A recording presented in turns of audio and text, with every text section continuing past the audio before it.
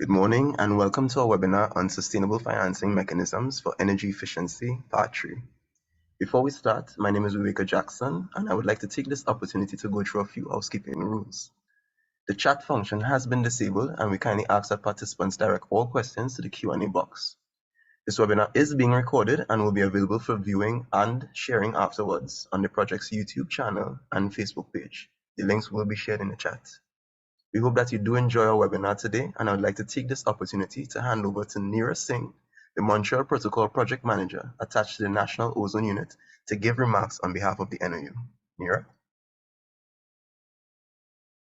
Thanks, Viveka, and good morning, everyone. Welcome to our webinar. So as Viveka mentioned, I'm attached with the National Ozone Unit, which is part of the Environment, Policy and Planning Division of the Ministry of Planning and Development.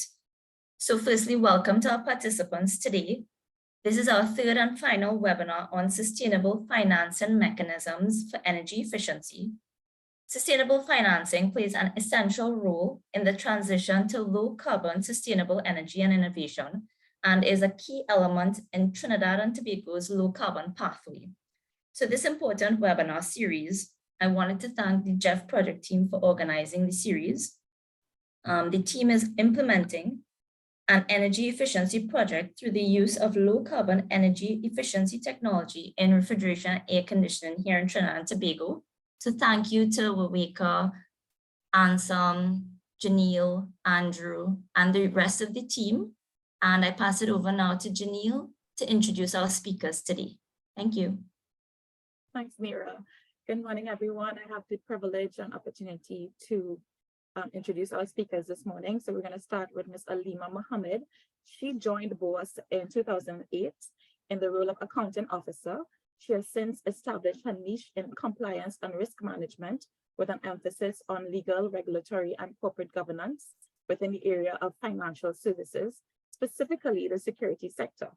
Alima is the corporate secretary of BOAS Securities Limited, the parent company of the BOAS Group, and she holds the position of secretary and assistant secretary for several boards within the group. Alima has also previously served as the president of the Mutual Fund Association of Trinidad and Tobago. She continues to steer the course of corporate governance best practice in a privately owned company within the highly regulated financial services sector. Alima is a member of the Association of Chartered Certified Accountants, the Institute of Chartered Accountants of Trinidad and Tobago, the Caribbean Corporate Governance Institute, and has been a member of the Association of Certified Anti-Money Laundering Specialists since 2012.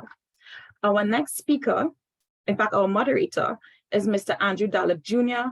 He is an attorney at law and consultant in environmental law, anti-money laundering, combating the financing of terrorism and proliferation of weapons of mass destruction.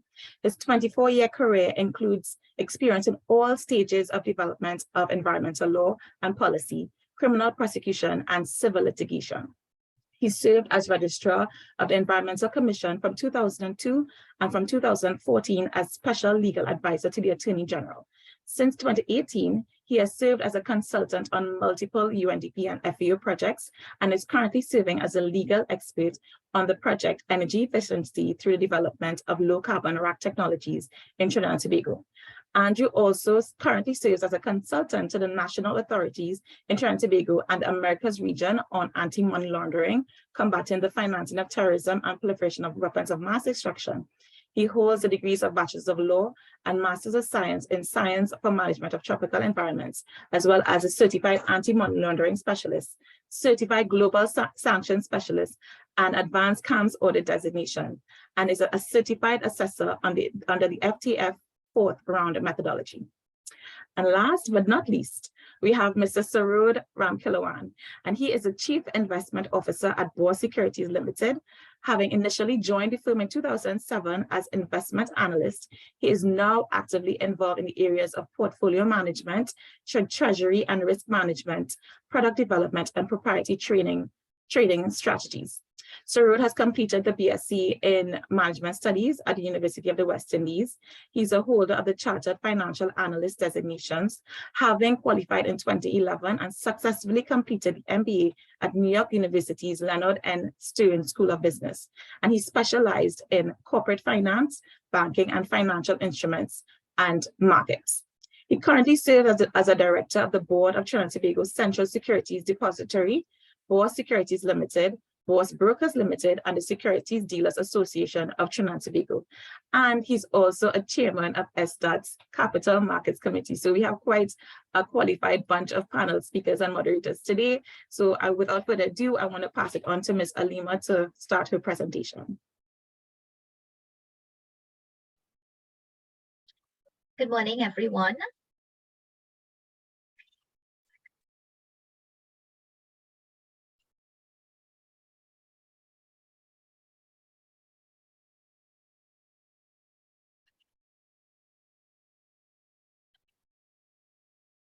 Can you confirm?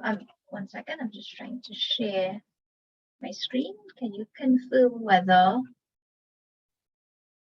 participants are seeing my screen? Janelle? Yes, we are. We're hearing you clearly. All right, great. Good. All right. Well, thank you very much to the UNDP, the Ministry of Planning and Development, and all other stakeholders for this opportunity to share some insights this morning into this relatively new and evolving area of ESG. And it is my hope that this presentation and the information shared by BOSS today will engage participants and shine the spotlight on this area that can influence existing investors, perhaps sway or gather interest from potential investors to create that awareness for the public at large.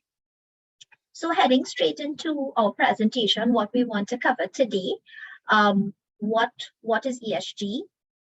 ESG versus a more common term, corporate social responsibility or CSR. Is it a growing demand?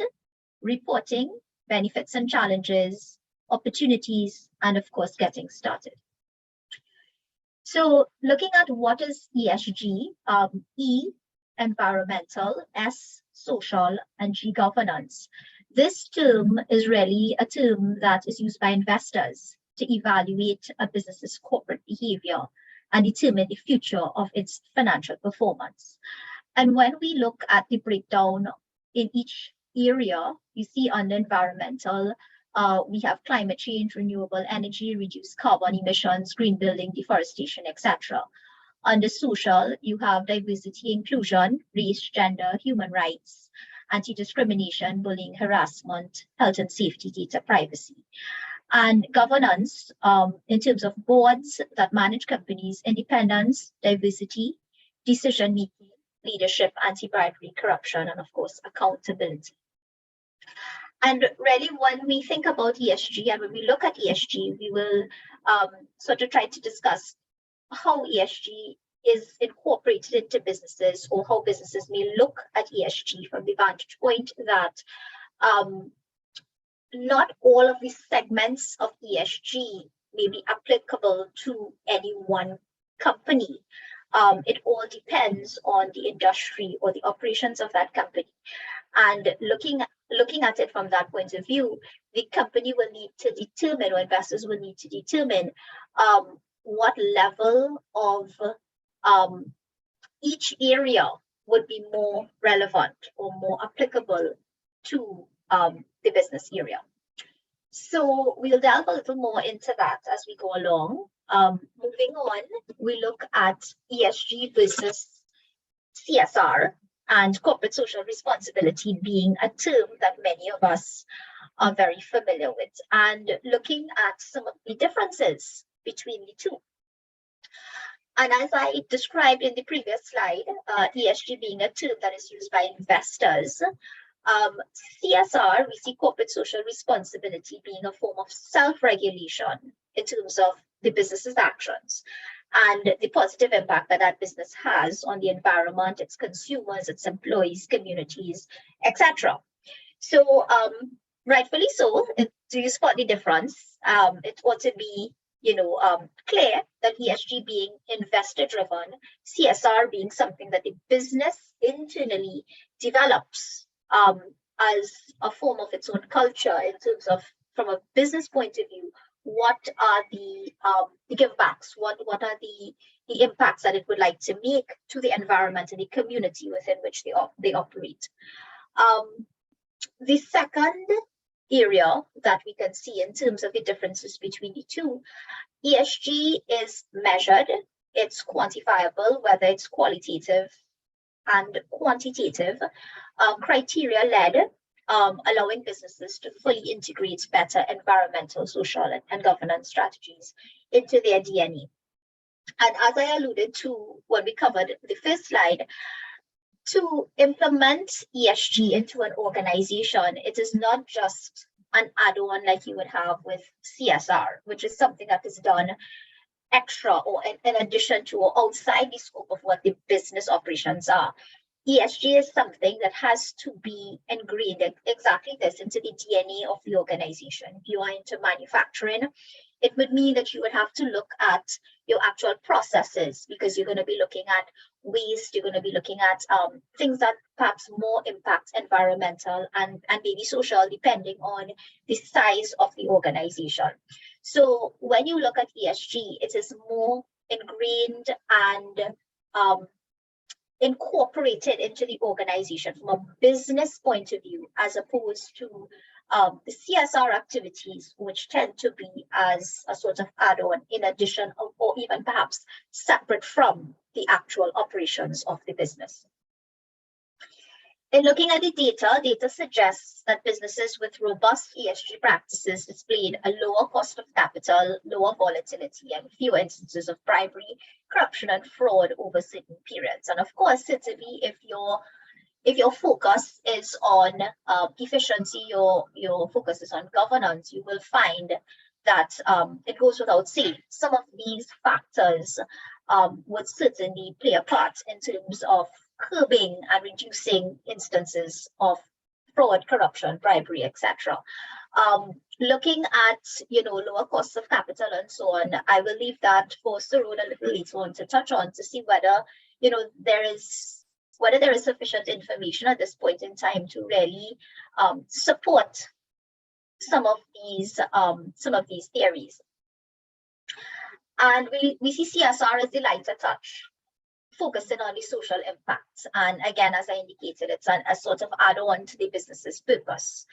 And well, it describes it as a footnote in the annual report, but I mean, to anybody who has ever read the most recent, I think over the last couple of years, annual reports of listed companies, you will see now quite a focus on CSR in terms of what organizations and businesses have been doing to impact the environment, as well as the communities in and around their business.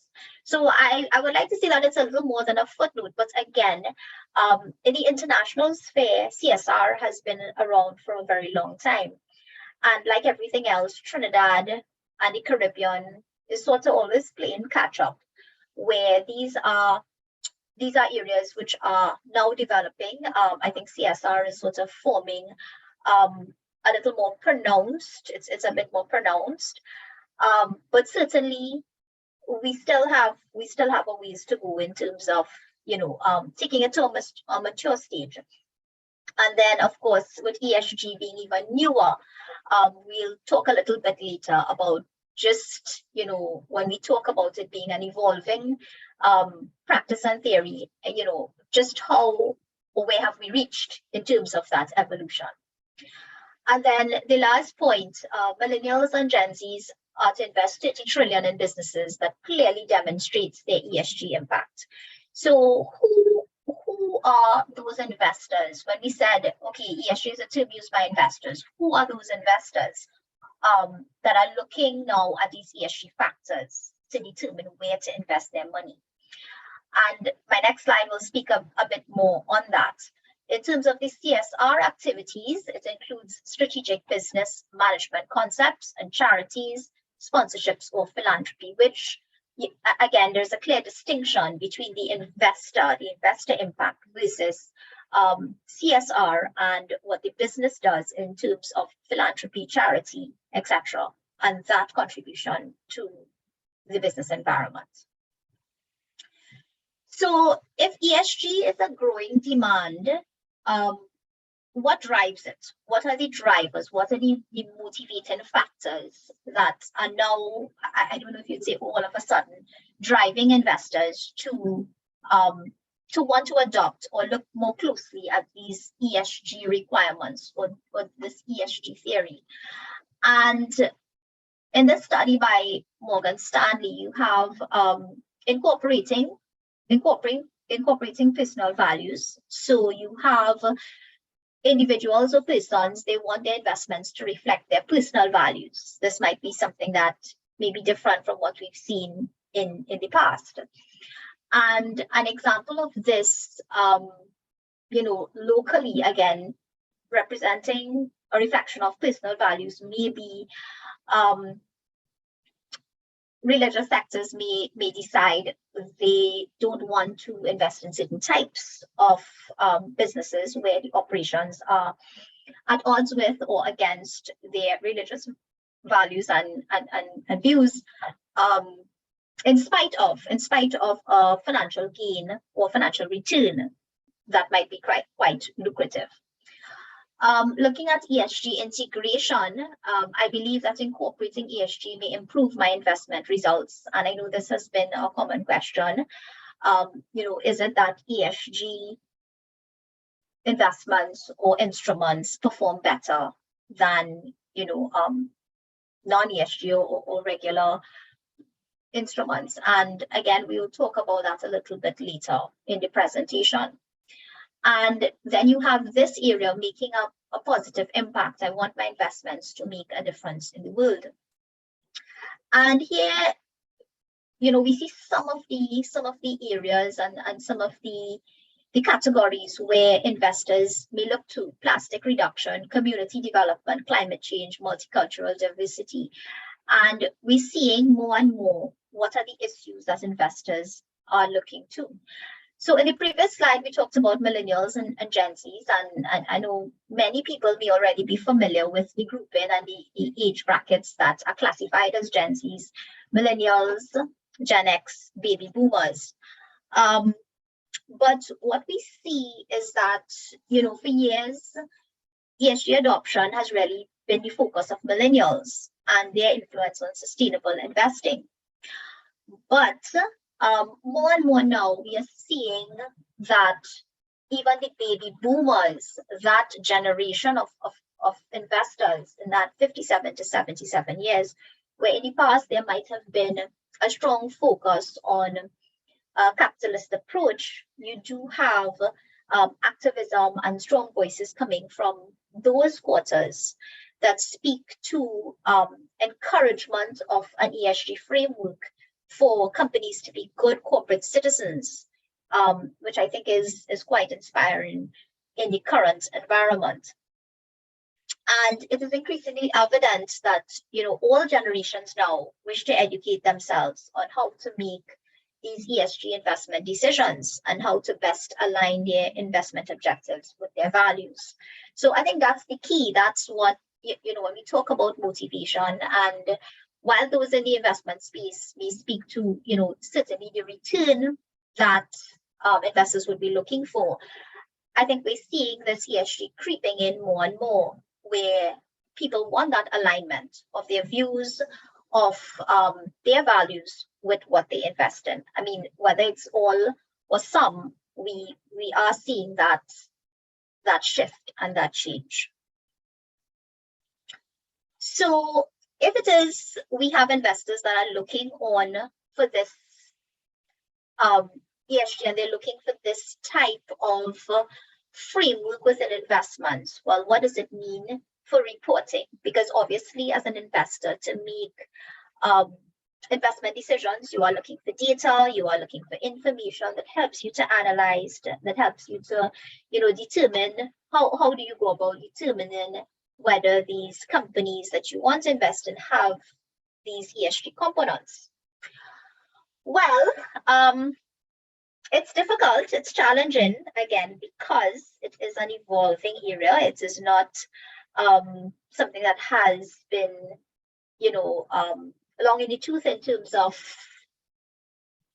an arrangement that has been in place for a long time. So what we are seeing we have certain jurisdictions that are coming to the fore with mandatory ESG reporting, and we have some very predominant jurisdictions with not yet any mandatory ESG reporting. So in looking at ESG reporting, what exactly would ESG reporting be? So of course, it's an organization's public disclosure of that ESG data, environmental, social, and corporate governance data. And it helps to create that transparency into the organization's ESG activities, helps to measure the sustainability performance, and of course, better inform the stakeholders. So looking at the reporting frameworks in terms of mandatory and not yet mandatory, the UK in only April of 2022, and this is why it's evolving, in April of 2022, would have enacted 2 mandatory pieces of disclosure legislation. And those pieces of regulations are really targeting the large entities, the listed companies, and the focus is on the provision of climate-related financial disclosures in their strategic reports or their equivalent annual reports.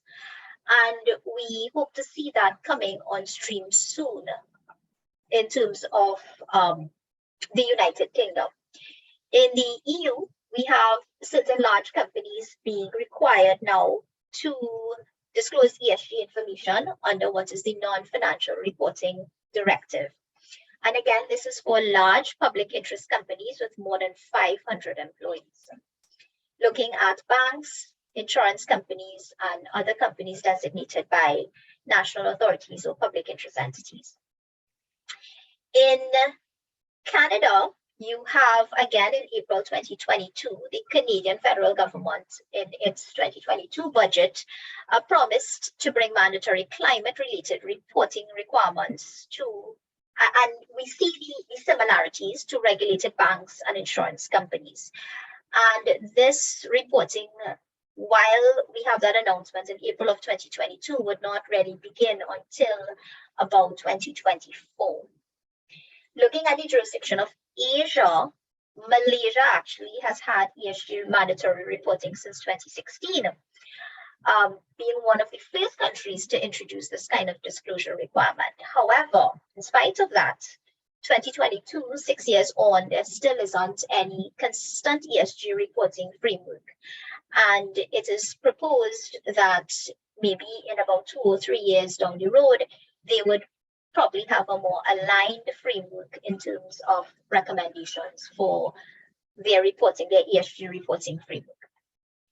And we see in New Zealand also, again, as I said, the similarity in terms of the types of companies where we see this ESG reporting being mandatory: registered banks, credit unions, building societies, etc. In New Zealand, they would be required to submit reports from the 2023 financial year end. So again, you're looking at sometime in 2024. Jurisdictions where mandatory ESG reporting is not yet in place, we have the United States, of course, one of the predominant investment jurisdictions.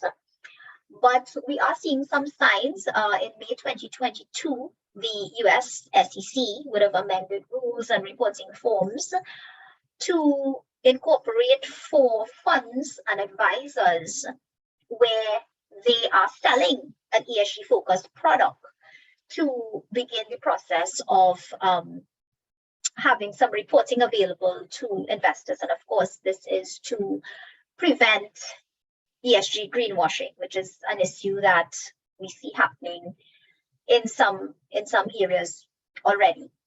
China does not have any mandatory reporting at this point in time, but similarly to the US, they are also taking steps to address some areas in terms of certain types of companies. They are looking at voluntary guidelines in the near term. Those were introduced, or those were announced, I should say, in June of this year. Again, evolving, relatively new. One has to pay close attention to what jurisdictions are doing in terms of, this area. And in the Caribbean, we always tend to follow the lead, of course, of the first world countries. We will look to what is happening in those jurisdictions, what are some of the reporting requirements. But as it stands right now, the Caribbean and by extension Trinidad, we don't really have any sort of ESG reporting or ESG requirement for our listed companies or our large companies as yet. At this point in time, it is really based on what entities wish on a voluntary basis to share. And whether they categorize it as CSR or corporate social responsibility or even environmental, that is really the only way that the information is coming to us. We do have, of course, many of you may know the government's agenda in the local sphere in terms of Trinidad. There has been that push in terms of Vision 2030 for renewable energy, and it remains to be seen whether we will see any policy decisions from the government that would aid or further the ESG agenda in Trinidad.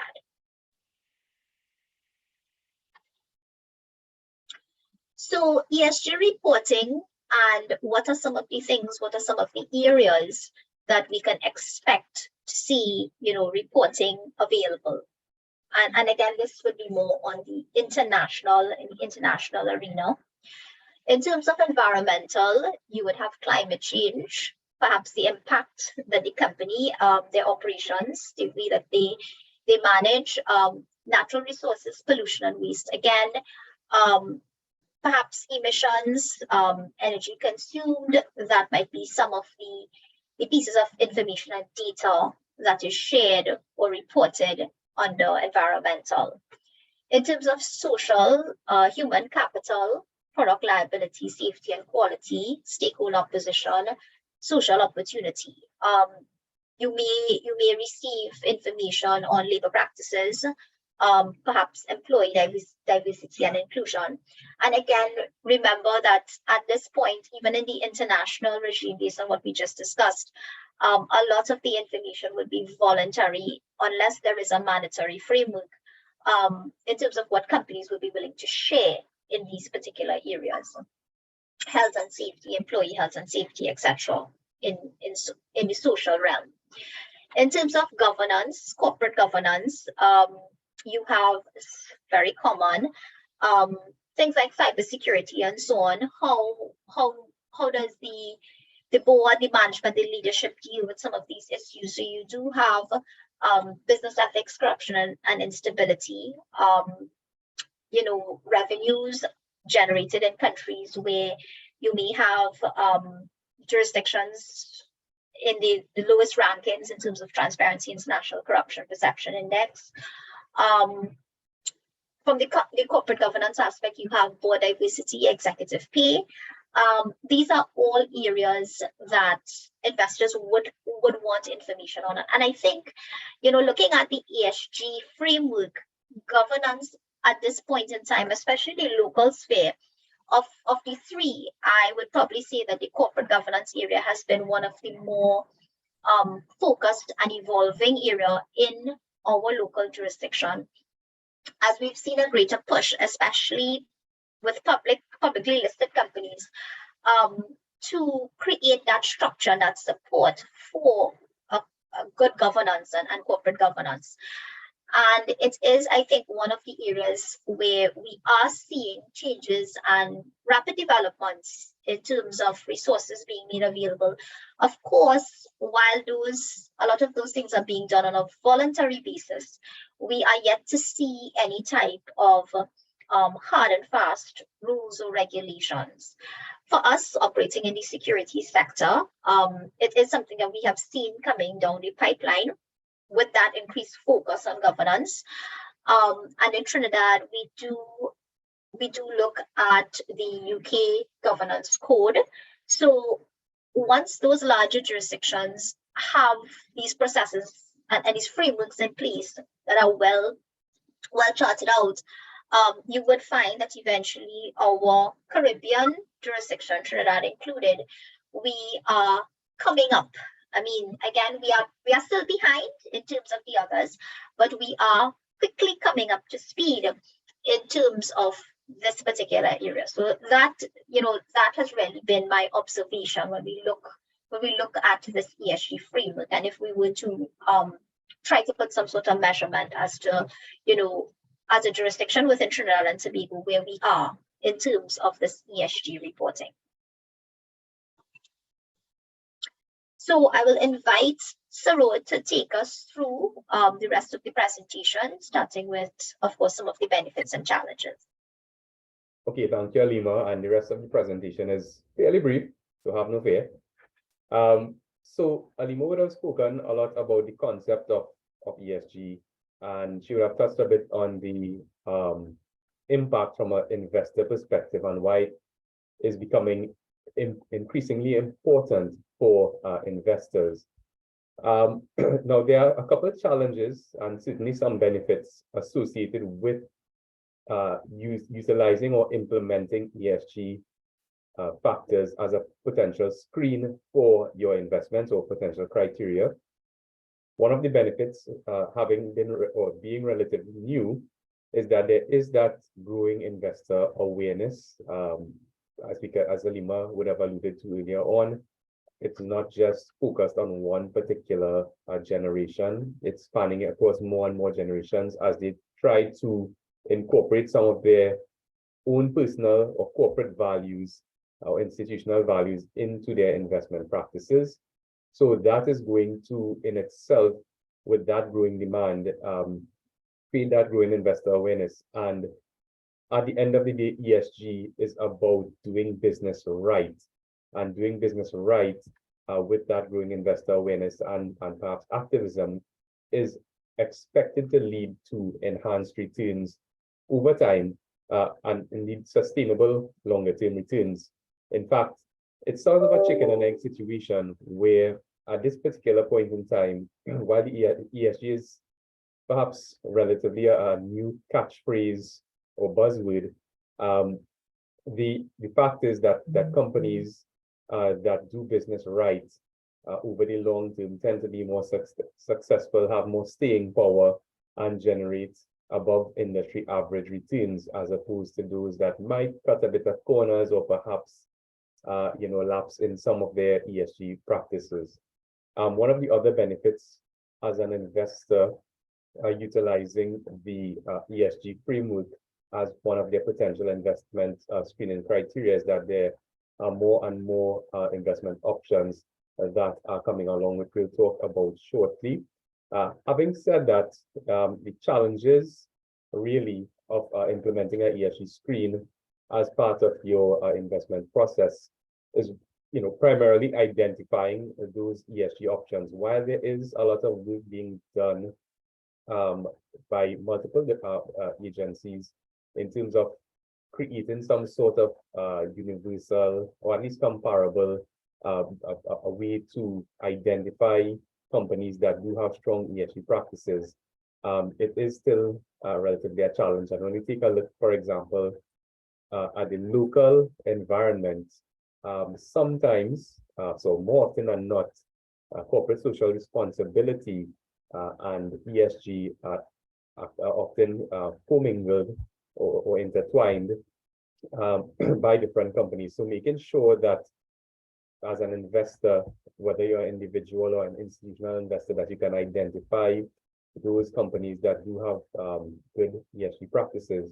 It does take a bit more work, especially in a developing economy or developing markets such as Trinidad and Tobago. One of the other challenges is that there's perhaps some limited measure of comparability in utilizing some of these ESG scores that are generated by multiple providers of such. And just as an example, how would an ESG score of a company in technology, for example, or a company that produces solar panels compared to perhaps a company that is in the energy sector? So just looking at the raw scores it may give some bias towards certain sectors as investment destinations, as opposed to maybe more traditional or older school or older sectors, investment sectors, where they may have perhaps a higher carbon footprint, or maybe a little bit lapse in terms of their corporate governance practices. So across sectors, there tends to be that limited comparability. Within sectors, however, there may be a little bit more comparability. But even with that, within sector approach, there are, of course, discrepancies in ESG practices from the point of methodology. So S&P, they have their ESG index, for example.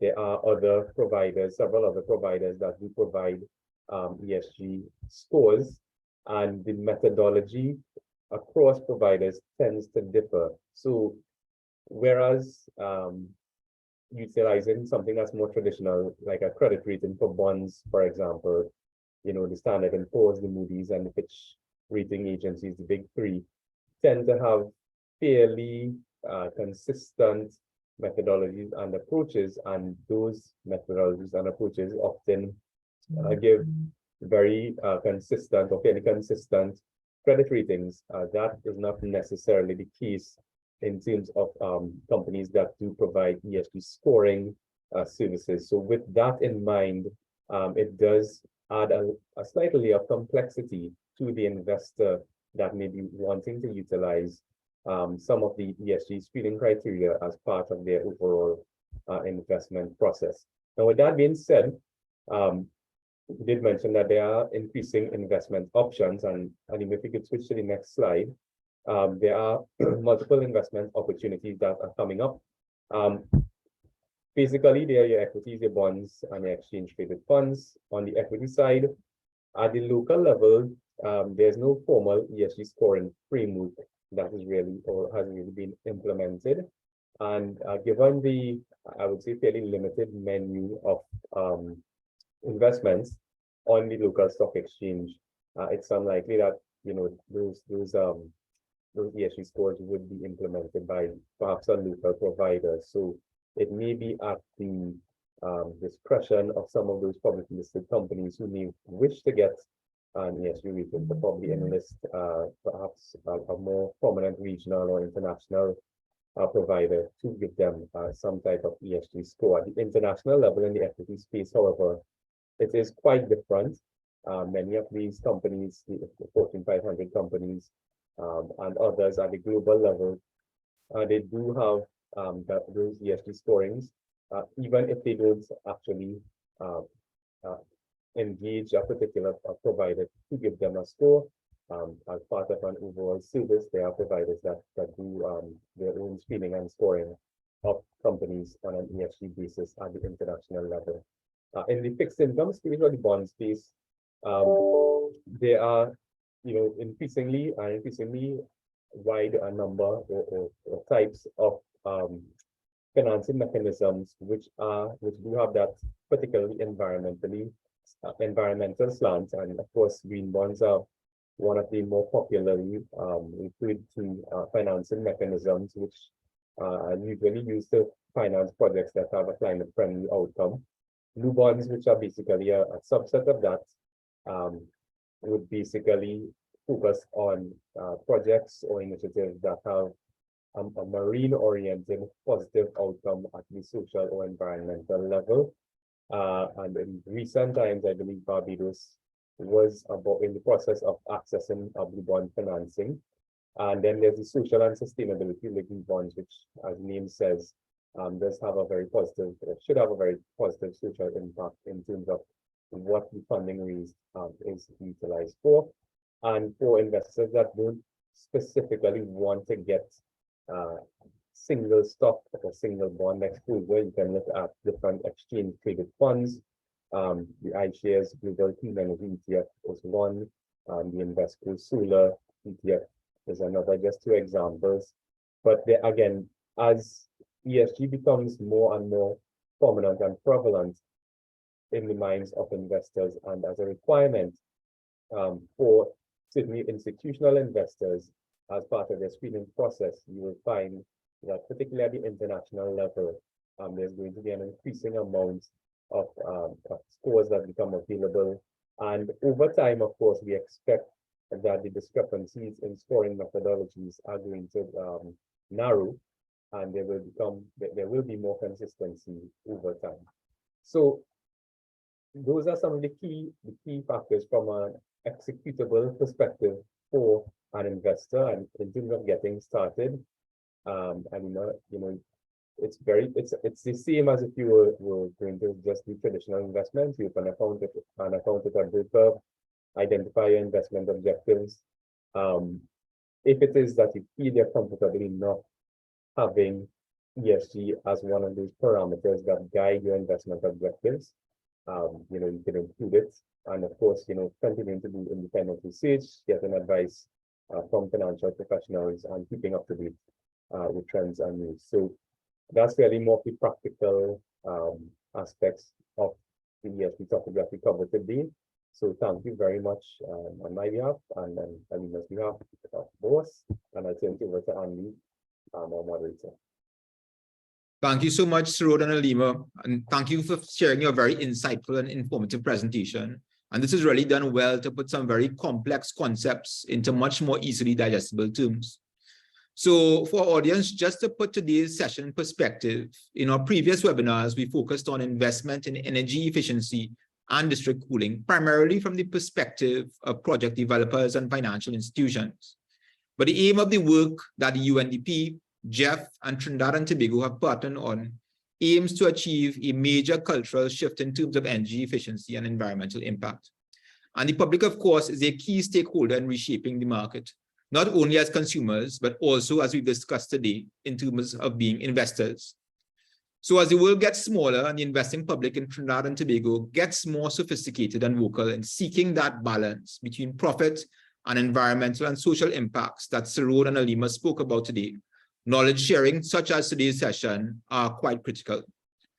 Now, just as a reminder, ladies and gentlemen, you can post your questions in the Q&A section today, and we've already started receiving some, so we'll dive straight into them. And Alima and Sarod, I'll try to collate some of the questions based on their underlying themes as we proceed. So Alima, in your presentation, you distinguish between ESG and corporate social responsibility, which has been a feature in the corporate and investing world for quite some time. Now, you touched on CSR not usually involving the corporation backing up their broad statements with data.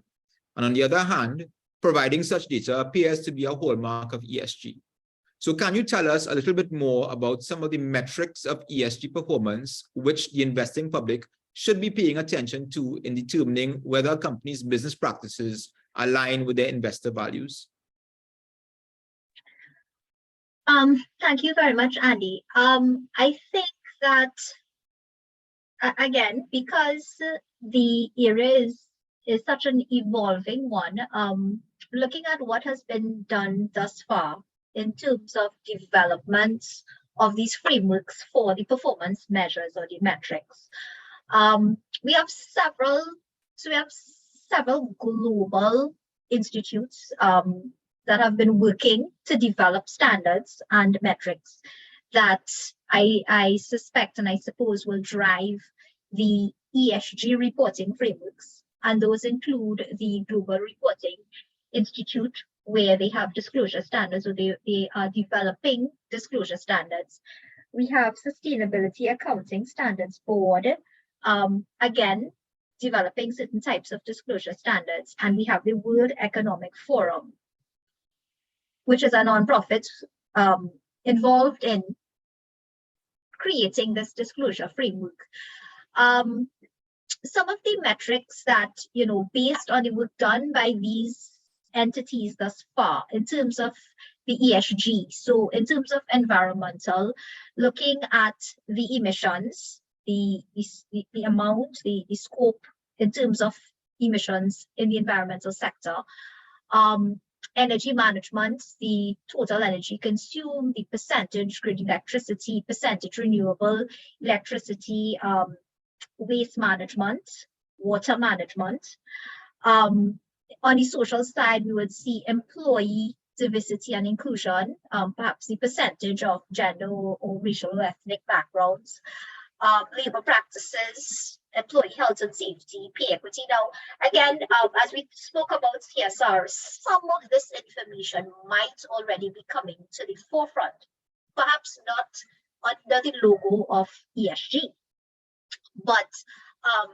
and as I indicated, more pronounced on the governance side, cybersecurity, business ethics, the business model in terms of its resilience in the environment in which they operate, the remuneration that has been, since 2008, that has been a big issue in the financial sector.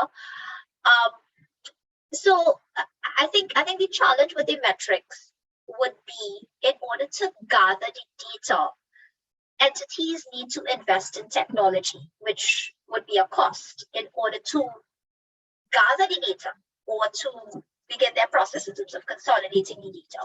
So from what we've seen so far, what I would have described in terms of the different buckets, environmental, social, and governance, those have been some of the types of metrics where, even though it's not labeled ESG, investors, if you are looking at it with that ESG eye, those may be some of the critical areas and points of information that you may look to. Unfortunately, it is not available in a format where it is geared specifically to that. And of course, in lieu of regulation, it makes it very difficult to have verification of the information that is put forward in some of those realms. I hope that provides some clarity. I think it certainly does. And it actually leads us into another question that we got from Navindra Ramcharan, which looks at the other side of the coin. And he asked, with the growing trends of ESG globally, do you believe companies in Trinidad and Tobago would join the pact to make voluntary disclosures?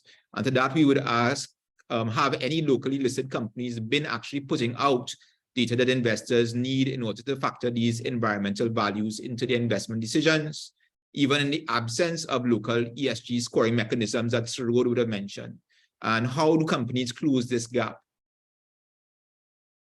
Okay, so perhaps I could take a stab at that one, Alima. I do think that there are, companies that will begin to volunteer that information. In fact, again, because perhaps that corporate social responsibility and ESG, the line tends to be blurred. They are already, volunteering some of the information, particularly when you think about concepts of gender diversity and equality, and other, some of those other social factors. But it tends to be mixed into that corporate social responsibility segment of the annual report itself, together with some of the other charitable initiatives, the beach cleanups, some of the, company distributions, other things that these companies do. So it's, I could see there being a distinct section for ESG as the years go by. How quickly, different companies move to adopt it. That's, something that's, might be a bit more subjective. If there's a regulatory framework, obviously it would happen a lot faster. But, companies like Massey, for example, come to mind, where, their slogan is a force for good. And JVS has done a lot of good work as the CEO in, creating that culture where they have really embraced ESG as part of their own DNA. And when you read the annual report of Massey, for example, you see some of those things coming out or coming to the fore. But I don't know, there's not particularly a section that says, okay, well, our carbon emissions are this per employee, or our energy usage is this, but I could see us getting to that stage, particularly given the ambitions of some of our larger companies who want to be listed at the regional, at the regional level across multiple exchanges, and perhaps with ambitions to be international as well at some point in the future. And if I could just add to that, I think also because we're seeing that ESG is investor driven, when you have these entities who would be looking for an audience outside of Trinidad and Tobago. So while it might not be initially done with the Trinidad and Tobago investor population in mind to begin with, certainly if you're looking for that expansive investors outside of the region and ESG becoming as popular as it is becoming, you know, entities will have no choice in terms of being attractive. They will have to start, you know, making some of those voluntary disclosures. Thank you to you both. I think it's a very topical issue, especially in terms of our discussions about diversifying the economy. So it does take us back to that issue in terms of striking that balance between our goals in terms of ESG and striking a balance with profitability as well. And that takes us back to something I think Sarod discussed earlier on in the presentation, highlighting that in the US market, investors believe that companies with strong ESG practices may be more profitable. I think Alima, actually, you spoke about that. And then Sarod just touched on it as well. So the question is the data actually confirming this belief, or is it still a little too early for us to tell? So that's a good question. I like to describe it as a chicken and egg situation, and that's really because, you know, it's a matter of interpretation. So first, there's that cross-industry comparability challenge where, you know, you could have a company in tech that might have a very low carbon footprint, having a really high score versus a company in, you know, oil and gas mining that would have a very high carbon footprint, and that could, you know, give them a lower ESG score overall. And when, you know, you think you might have a company in manufacturing where their manufacturing is outsourced to, let's say, China, and, you know, they may have some shady labor practices, you know, versus, you know, the labor practices in a more developed country. So there's that discrepancy or lack of comparability across sectors. So across sectors, it's very difficult to compare, and even within those sectors, it's also difficult to compare because it's tough to see where, you know, ESG as a factor of value creation stops, and where the traditional value drivers like cost efficiencies, market share, geographical diversification, all of those things have a more dominant role in wealth or retain generation for a company. So it's very difficult to say, but anecdotally, you would imagine that companies that do business the right way tend to be around for a much longer time, and companies that do business the right way, that is, you know, with very good and sound ESG practices, will tend to be held in higher regard by investors. Certainly, some of those companies tend to be, or more often than not, those companies tend to be blue chip companies in nature. So I would say that I can't definitively say yes, there's a scientific or data driven conclusion that yes, you get an above average return with ESG companies, but anecdotally, I would say you know, it would be the answer. Thanks so much, Sarod. And I think that goodwill of companies is something that's very critical in terms of us reshaping the culture as well. And that actually takes us into a question that comes in from Ryan West in terms of how companies can expand that footprint. So I'll just take a minute to read it. He says, Ms. Mohammed, I work as a teacher for a school, and we've done a few voluntary environmental training projects going into undeserved communities, teaching skills such as solar panel installation and vertical agriculture. We have even partnered with the Ministry of National Security in some of these events. Can companies increase their ESG scoring by funding schools like ours to carry out more environmental projects like ours? Alima, I can probably help you out there if you need it. Well, you could start, and I will probably continue, you know, if I have anything to add. Right. So again, when we think about ESG, we think about the initiatives that directly impact how a company does business. And the particular question that the attendee asked was really more of how they can give back to the community, which sort of falls into that corporate social responsibility type framework.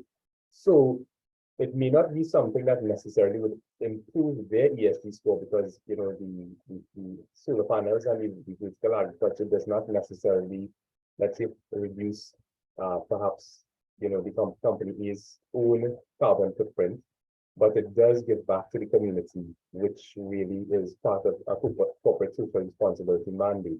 And in doing so, it may count as a charitable donation or some similar thing, which could generate a tax allowance, which would benefit the company ultimately at the end of the day. So I would say maybe a limited impact on ESG side of things, but certainly a positive impact for the country as a whole, but also from a corporate social responsibility perspective, it does enhance the image and reputation of the companies that would come on board to sponsor these things. Yeah, certainly. Cyril answered it spot on in terms of what I spoke about in terms of ESG being in the DNA of the organization, in terms of their processes, their business, and making contributions to causes that, of course, and they make a positive impact. That would really fall into the CSR bucket. But certainly, I mean, that initiative sounds very, very good. I must say. Thank you so much, Lima. Now, I know that the clock is running down, but we've been getting a lot of questions. So I am going to exercise some prerogative and throw in two last questions for you guys. So let's start with the first one. So you discussed that one of the benefits of ESG as being sustainable or longer term returns. So the question is it that investors who are factoring ESG into how they shape their investment portfolios should be looking at a longer time horizon for return on investment? Or do you also see ESG factoring into short-term gains? Well, I think short-term, is very volatile, and ESG is really, at the end of the day, it's a sustainability factor of a business. So again, we go back to doing business right. So those companies that have robust environmental practices, robust, treat their teams well, have that gender diversity, that equality, those aspects, the governance practices in terms of having a strong board, independent boards, good oversight into how the company is run. All of those things enhance the long-term viability of a company and also the long-term return generation. So I would say that to me, ESG is more for longer term sort of criteria. When we think about some of the most fantastic failures, at least in the financial services sector, which I tend to focus on, and we think of Lehman Brothers, their schemes, perhaps. I mean, you may want to put out Wirecard is one of them. More recently, in the German payment processing company. And then we think about Enron. Those companies failed because there's an absolute meltdown in their governance practices that led to instances of fraud, uncontrolled trading, over leverage, poor compliance practices, and that's a G component of that ESG that was totally lacking. And then you think about some of the larger, more established guys. Like the Goldman Sachs, the Bank of America, for example, they have slightly stronger governance practices, and they've weathered the storm a little bit better over the years, and they're still around. So ESG is definitely something that might give an investor comfort in whatever they're holding in their portfolio. They are doing business. Those companies are doing business the right way, and in doing business the right way, you don't have to wake up one morning and turn on the news and see some scandal that destroys value and erodes your own personal wealth or the wealth of the persons that you manage, the person's money you manage. So certainly, I think it has that longer term lens aspect of it. Thank you so much, Sarod. And I think you've actually given us a very good bridge to our final question. So one of the dark sides of this issue is that companies sometimes overstate their positive environmental impact or have even been fraudulent in their statements. I think Alima touched on it when she referenced greenwashing. So can the investing public take any practical steps to guard against being misled in this way? Or is this really something that is more effectively dealt with through regulation? And on that point, do investors have any recourse under the current framework in Trinidad if a company is a bit too liberal in terms of their ESG claims? Well, I think we established that again, there's not really much of an ESG framework in the local sphere. But in terms of greenwashing, and for those who might not be familiar, greenwashing, of course, is a sort of deceitful way that companies advertise or overstate their sustainable numbers in terms of that information from what it actually is. And I think the most popular one might have been the Volkswagen issue recently, where they admitted to cheating on emissions test, where they were altering the performance to, and it was actually, I believe, up to 40 times more, something like that, in terms of what they were actually supposed to. So unfortunately, again, because right now the framework is not mandatory in the international jurisdictions, a lot of it is voluntary.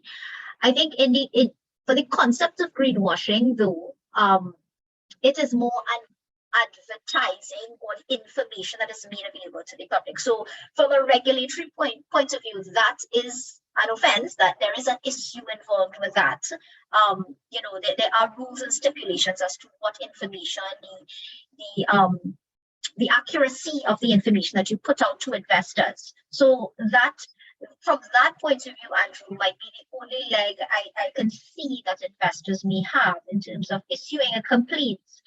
And while those have not been prevalent, because again, the sort of chicken and egg situation Sarod alluded to, in order to be able to know whether it's accurate or not, there has to be data that supports that.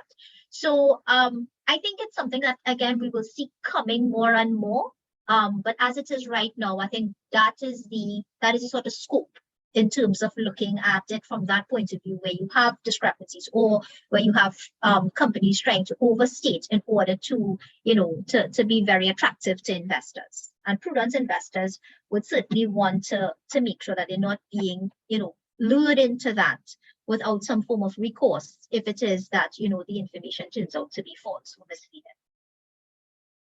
Fantastic. Actually, putting on my lawyer's hat, it sounds like there is actually a fairly strong leg to stand on, but it does require the consuming public to be a little bit more vigilant in terms of monitoring these things. Well, unfortunately, we've run out of time, but Alima and Sarod, I certainly think we are ending this year's webinar series on a really high point. You really helped in terms of that huge step from looking at individuals as consumers to now focusing on them as investors, which is just as important as a catalyst in reshaping the market that we're all trying to achieve. Now, Alima, you made the excellent point that ESG is investor-driven and that the power of the individual to drive change in our society is one of the most important takeaways from today. So thank you again for that. Now, this isn't only important for individuals to understand, but also for project developers who might want to raise financing through equity or debt instruments, as well as financial institutions whose shareholders are now looking beyond profit. So I think you really answered a lot of questions, not only for our core audience, but for the wider audience that we hope to reach with these webinars. So I think you can definitely expect a lot of follow-up calls and emails from our participants based on all the questions we couldn't answer today, and we apologize for that. But it really has been a pleasure chatting with you both. So thank you again. And I'll now hand back over to our project team to deliver a proper vote of thanks.